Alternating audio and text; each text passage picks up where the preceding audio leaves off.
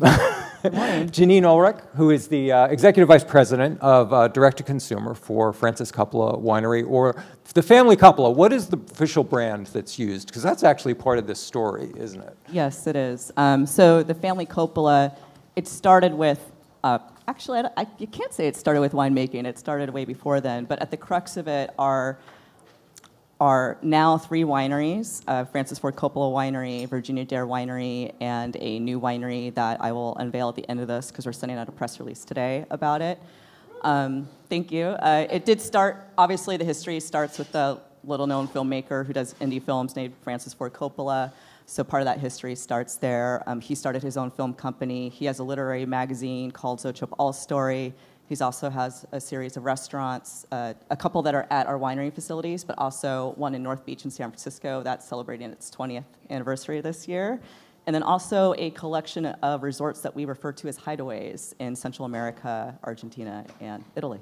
Now, one of the reasons why we're doing this is because in talking to you, it struck me that this vast collection of diverse things, all under this singular brand, is fascinating and relates to some of the things that a number of the direct-to-consumer brands are going through now. Because as I talked to a number of you over the past few months, one of the things I noticed is a number of brands that are starting to reach beyond that initial product that defined them in the marketplace and are now starting to think about branding in a larger, more encompassing and holistic sense of trying to own more than just a product category, but actually branching out into owning experiences or areas of people's lives. We're going to be talking a little bit about this tomorrow with Elliot from Quip and some of the things they're doing. So that's why I was really fascinated by this example that was built around Francis Coppola's creativity, about that reputation, but then, of course, also about the wine business that he also built a reputation in. So,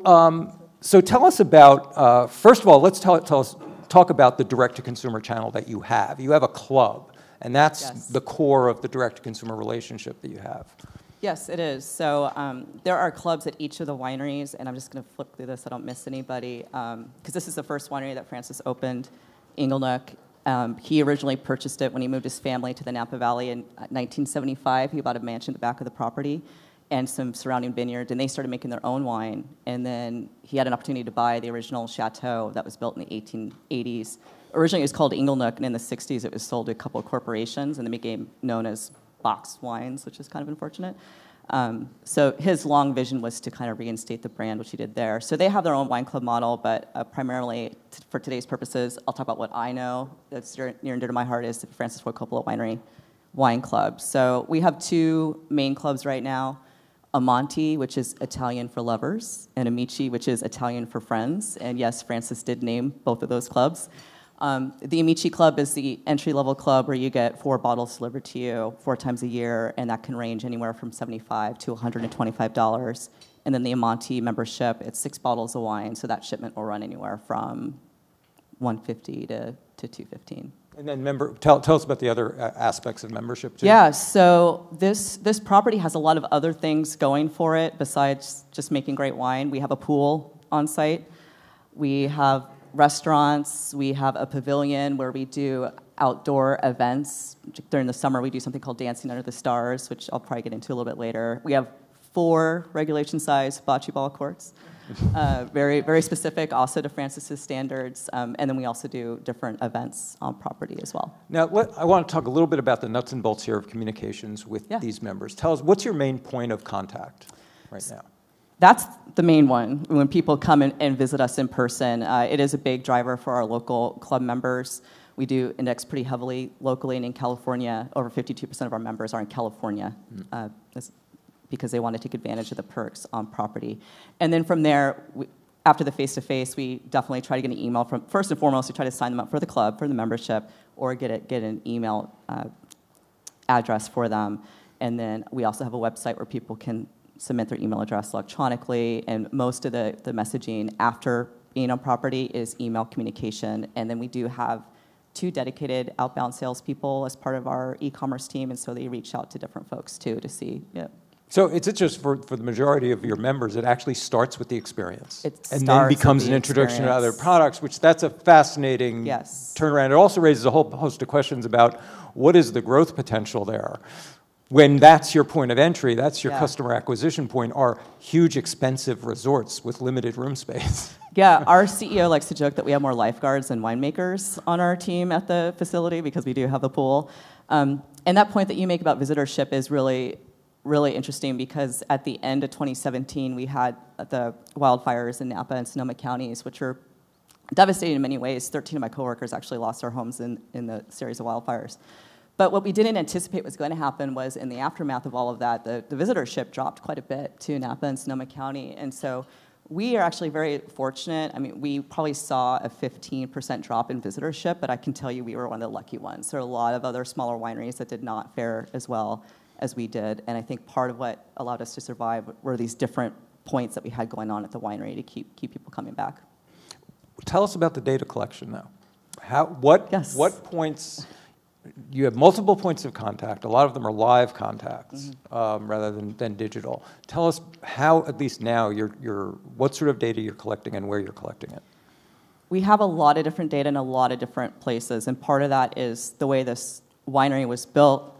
There were a lot of things that we couldn't just take off the shelf and make work for us. So we have a tasting room, we have e-commerce, we have club, and there are existing systems out for that, but then we had to layer on point of sale for our restaurants, and then a reservation system for our pool and some of our events. So when people are coming on property, again, because we're trying to get them in the club membership, if we get them in, then we're getting a lot of data there, obviously name, last name, address. The good thing about being in a highly regulated industry, such as the wine industry, is in order to sell you wine, we have to get a birth date from you. So that's easy for us to get from people. There's less friction around that point. And then from there, it's just the purchase behavior. We're at an interesting place, though, because our wine family members do engage with us at different points. Right now, the difficulty we're facing is how do we tie that to one customer profile? So I know it's easy for me to see how much somebody is spending just on their shipments and what they buy online and through the tasting room, but then how do I marry that to the time they went and they had dinner at Rustic, or the time that they went over to Belize and stayed at Turtle Inn, or if they subscribe to Xochipal's story? That is the piece that we're trying to navigate right now. How are you doing it? Where's the project, and what's the chief challenge for the project so we're engaging now? with an agency right now. So they've come on site and they've done some audit of our various data sources and the current KPIs that we're tracking, and then our methodology for doing it, because I'll be the first to tell you it's probably flawed, and so I'm looking for that expertise there. So after that, it's really looking at, because there are so many connection points and so many stakeholders throughout the company. I mean, I'm here representing D2C, but the wholesale, let's be real, that's like the nuts and bolts of our business. That's over 90% of our business. And so they're stakeholders as well. So trying to decide how the website particularly helps all of these different touch points function. So getting in a room together, saying, okay, we know DTC is the most profitable business. We need to encourage membership. So how do we get people to come on property? How do we get people to even find out about us? Our SEO is working great if you already know about us, because if you're searching for Francis Ford Coppola or Claret or Sophia Minis, we're right up there, and you come to us very easily. But if you're searching for award-winning Sonoma County wines, it's hard to find us. So other than people actually coming on site, what are the chief acquisition channels that have been most successful? Yeah, so one of the things we did last year is we launched a Coppola Rewards program, because what's interesting is because so much of our business is in the wholesale channel, we don't get a lot of visibility into that consumer. They're not on site. We're not interfacing with them. We sell to a distributor who then sells to a retailer who then sells to a customer. So we're losing a lot of that information along the way. So what we wanted to do is create a rewards programs where people can, regardless of where they buy their wine, whether it's from us or from Safeway or Whole Foods or whomever it may be, they can upload a scan of their receipt and then they get points that way. So that's starting to give us a little bit more information about what people are doing, because I'll be honest, I don't expect a club member to sign up for memberships and then buy Claret directly from me and wait to get shipped from them, because they can find Claret pretty easily. It's well distributed. But what I'm hoping is that we're there wherever the customer wants us. So if they want to pick up a bottle of wine for a dinner party, they don't want to come empty-handed, they can go and get that, pick them up from their house within 20 minutes. Or now, it's exciting, you can have wine delivered to you within an hour with things like Drizzly and Thirsty, so that's really exciting. But if somebody is planning for the wine they want to serve at their wedding, they want to do something a little bit more high-end, or they want to get something that they can't normally get, or, oh, I just want these cans delivered to me on a monthly basis because that sounds cool, but I don't want to run out and have to go out and buy it. That's what we're trying to meet.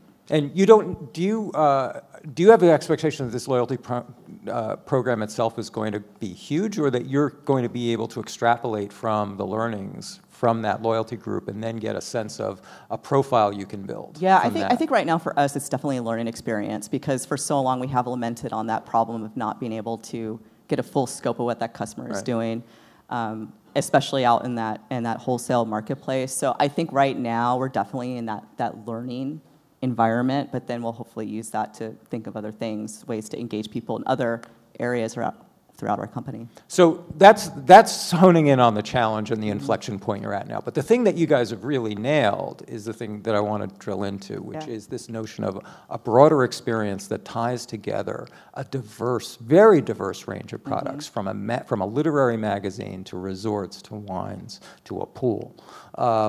So why don't you tell us a little bit about that larger brand experience that you think you're building and that ties these things together somehow? Yeah, I mean, the interesting thing about having a movie director at your helm is that he treats the company very much like that. So it's about his vision. And Francis and the family, they are a family of storytellers. They've been doing storytelling for generations, and that always creeps its way back into what we're doing. So he's very clear about his vision and what the non-negotiables are. And kind of they're curating what they think some of the best things in life are. So a lot of people wonder, why do you have resorts in Central America? Maybe somebody was wondering that when I mentioned that. And Francis kind of fell into it by accident. When he filmed Apocalypse Now in Vietnam, I was telling somebody this morning, he was supposed to film there for 12 weeks and ended up there for 16 months. So there's a movie his wife made about that. Yeah, exactly. Ellie made a great documentary about that, kind of showing all the trials of that piece. But despite the experience of that filmmaking, he still fell in love with that place and the environment. And he was talking to her and saying, "Oh, wouldn't it be great to get a place in Vietnam where he can come and get away?" And she said, "Maybe you should look for something a little closer to home." So they started looking in Central America, and he found this abandoned lodge called Blancano Lodge, and they bought that in 1981 for a place for the family to go to, a place where Francis could go and he could write, the whole family could come, the kids were young at the time, and then eventually you need to get a caretaker to make sure that place is taken care of, so they bring on caretakers, and then they realized in order to pay for the caretakers, they probably should open it up to rent when they're not there. So in 1993, he ended up opening a resort, and that was Blancano. And that kind of holds true with the other places he opened. Somebody said, "Oh, well, if you have a place in the mountains in Belize, you need to have a place on the ocean." And so Turtle Inn came about. It was built in 2001, and then it was destroyed by Hurricane Iris. And instead of taking it as a sign, the family is just, we're building it, and here it is to this day. And then he was really interested in the Mayan ruins of Tikal, and so that's how he ended up with a place in Guatemala called La Lancha. He was filming Tetro in Argentina, so that's how he ended up with Jardín Escondido in Buenos Aires. And then my particular favorite, Palazzo Margarita, Bernalda is where Francis's family is from. His grandfather, Agostino, grew up there, and so this opportunity came up to refurbish this place that was from the late 1800s there, and so he went for it, and he went all in. And throughout all of these resorts, Francis is designing it from the way the family travels. You take the kids with you. You don't travel by yourself or go away. You want multiple generations to come and spend time together. We've hosted people will buy out this place, and we'll host 60th, 70th, 80th birthdays and anniversary things for the family. Yeah, that's what I wanted to get at and to drill into. This is not just follow a quirky director around the world. That's not the brand element here. No. The brand element is family. It is. That ties together all of these different pieces. Tell us about how that concept actually is being enacted in these pieces. How not just that, yes, families go, they taste wines together, they go to resorts together, but the ways in which you communicate that value in your marketing, in the experiences themselves. Yeah, I mean, let's see if it's here. This is going back to Francis Ford Coppola Winery. So you may wonder where that pool came to be, and part of it was Inglenook has this beautiful fountain out front, and Francis had this idea to rent these little French wooden boats to kids to kind of placate them while their parents were enjoying wine. And so they would push the boat around with a little wooden stick, and eventually what would happen is the kid would try to climb in the fountain. More times than not, it was a drunk adult trying to climb into the fountain. And so somebody from our team would say, this is a fountain, not a pool. And Francis hangs out there, and so he heard it enough times where he thought, oh, maybe there should be a pool at a winery. So when he was looking at properties and sharing his idea to have this pool, I mean, people thought he was bonkers, I will tell you. Like, our legal team was kind of like, oh my goodness, the liability, all of that.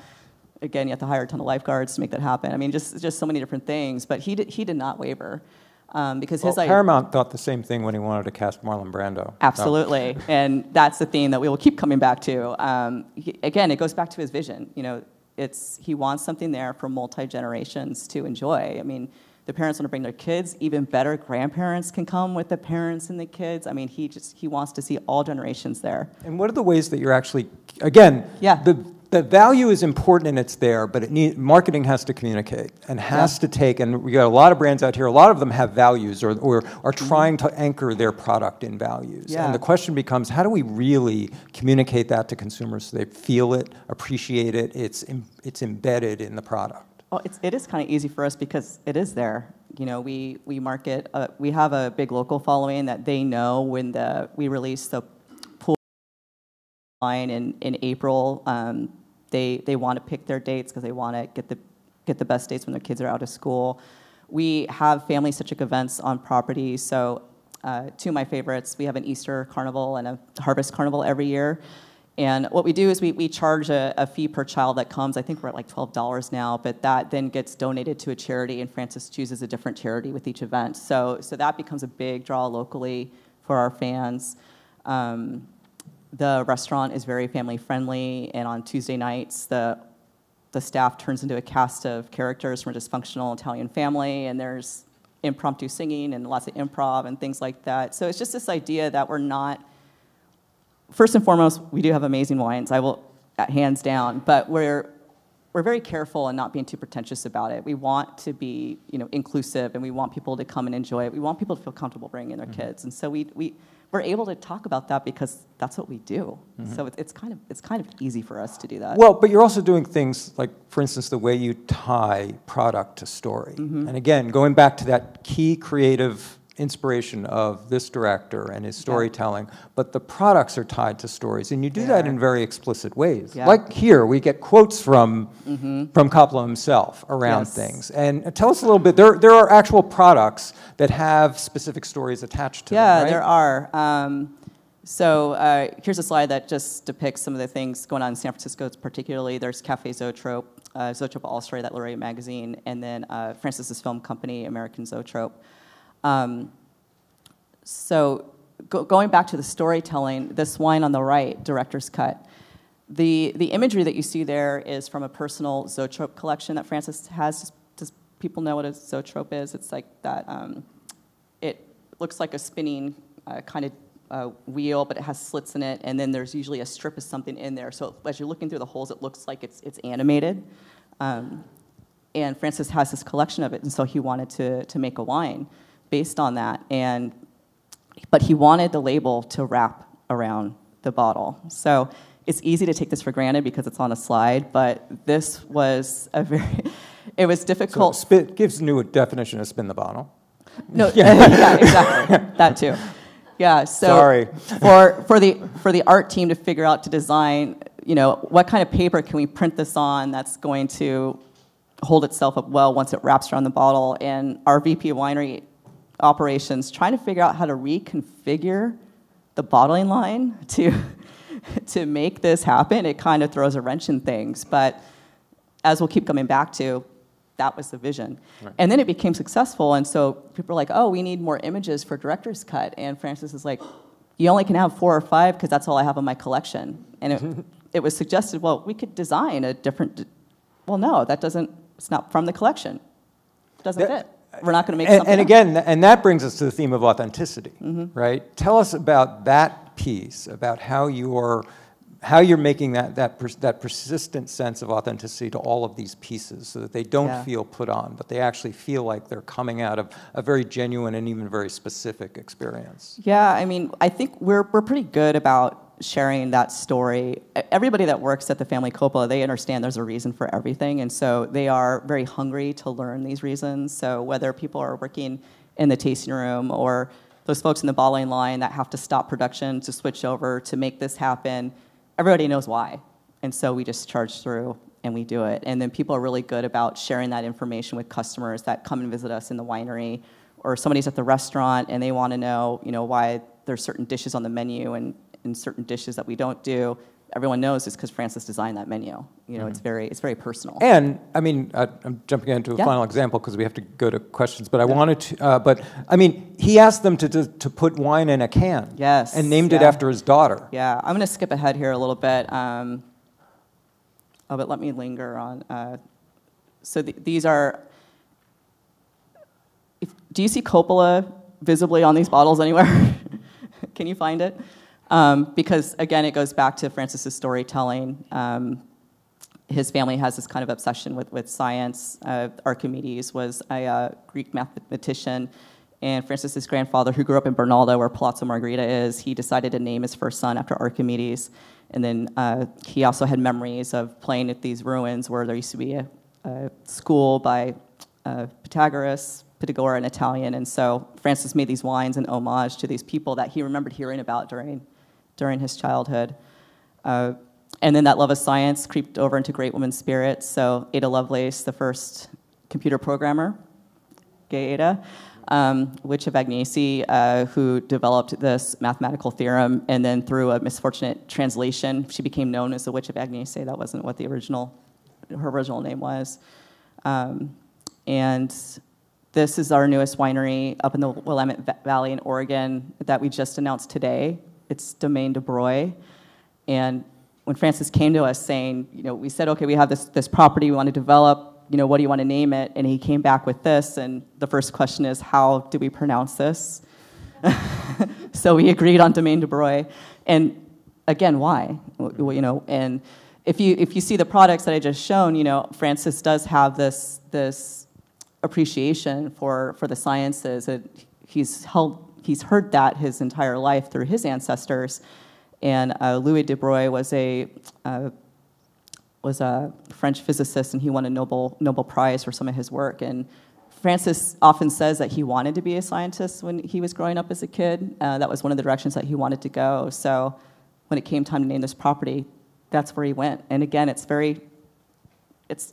not like typical wine marketing. Let's name this after. It's exactly the opposite of everything that marketing has been talking about for the last decade, which is follow the consumer, let the consumer tell you where to go. And this is exactly the opposite. Yes, it is. This is a singular creative imagination bringing the consumer in places they didn't even know they wanted to go. You put it perfectly. They don't, but nobody else in this room has a Francis Ford Coppola. But he's imparted, I know that in conversations and as the lead inspiration for all this, he's imparted some principles to you as a marketer, from a director's perspective to a marketer. What are some of the key things that you've gotten from him that informs the building of this brand? Yeah, it's about the idea and making the idea happen. Yes, you can inform him of the challenges that you're going to have, but that shouldn't necessarily stop you. You mentioned the Sophia Mini, so that's the second product from the right over there. And back in the early 2000s, Francis had approached our winemaking team and said, I want to put wine in a can. He had Sophia Blanc de Blanc wine in a bottle for several years, and he had this idea he wanted to put it in a can. And the winemakers talked about it, and the head winemaker turned to the assistant winemaker and said, you need to explain to Francis why we can't do this. So the assistant winemaker... No, you do it. Exactly. So he drafts up an email with very legit reasons and pain points why this would be an issue. And he got one sentence back from Francis, and it said, don't be the roadblock to creativity. And our assistant winemaker was Corey Beck, and he learned that lesson right away, and he's actually now our CEO. So that's one of the key things in everything that we do, whether it's the type of packaging he wants to put on a wine, or a type of event that he wants to put on, or naming something Domaine de Broglie. I mean, you know, this is the direction that we're going in. This is the story that we're going to tell. This is what the costumes are going to look like. These are what the players are going to do. This is what the experience is going to be like. I mean, that's everything. And I think a good place to end is where we're not going to go. We're not going to see a Godfather theme park with Fredo boat rides. No. Not my lifetime. But why? Why not? Yeah, I mean, because I've talked a lot about Francis, but it's not just about him. This is a family brand. The children are invested in the brand. Roman himself is getting very involved in the direct-to-consumer business, which has been really exciting. Sophia, she works very closely on what the branding for her products look like. I mean, she even decided which outfit she wanted to go with to manage the Instagram page for that particular brand. They don't do it through the normal channel the winery does, because she wanted to manage that imagery. And I think for Francis, in the beginning, it might have been about protecting his own name, but he's trying to leave a legacy for future generations. And so he knows that he has a responsibility to protect the namesake for his ancestors and then for the future generation. And I think in one of the stories that I've heard him tell again and again, I don't know if he remembers that he's told me this before, or if it just comes up. So he befriended Fred Astaire when they were filming Finian's Rainbow. Finian's Rainbow, right. And Fred Astaire was telling him the story about one of his biggest regrets, and it was that at some point he was approached to license his name for a chain of dance studios, and he had originally agreed.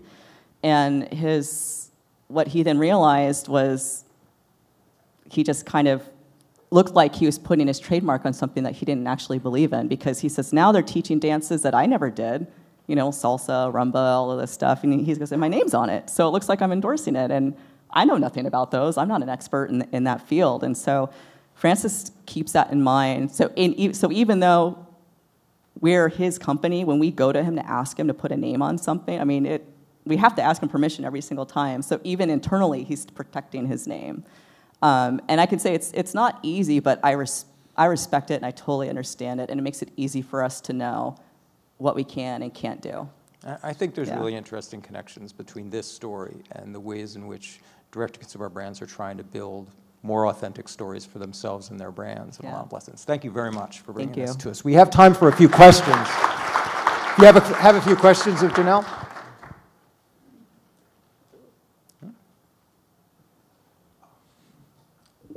Andrew.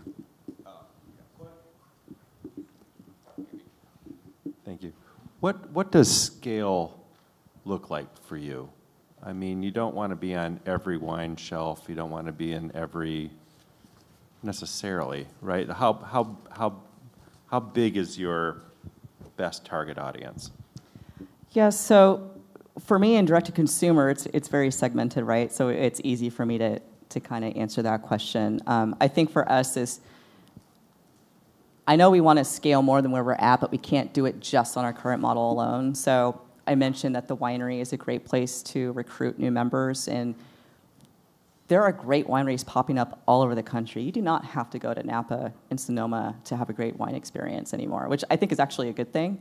But how can I scale my wine club if what we've been focused on so much are the perks that you can get in booking the pool early, or getting a discount when you come to the winery, or coming to different events and things like that? So how do we bring that experience out to people? So I don't know the answer to what that scale looks like, but I know it can be more than where we're at.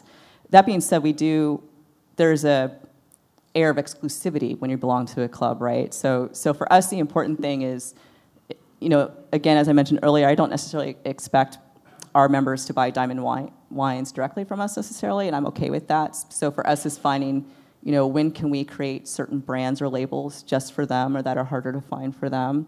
And so, and that's also a dance, because production is doing a lot of different things at the time. So when I come to them and say, oh, I want to do, X amount of cases of this wine, it's got to be pretty legit and for a good reason. So, yeah, we're still answering that question ourselves. There's a lot of variables when it comes to scale. Yeah. Janiene, thanks very much. Thank you.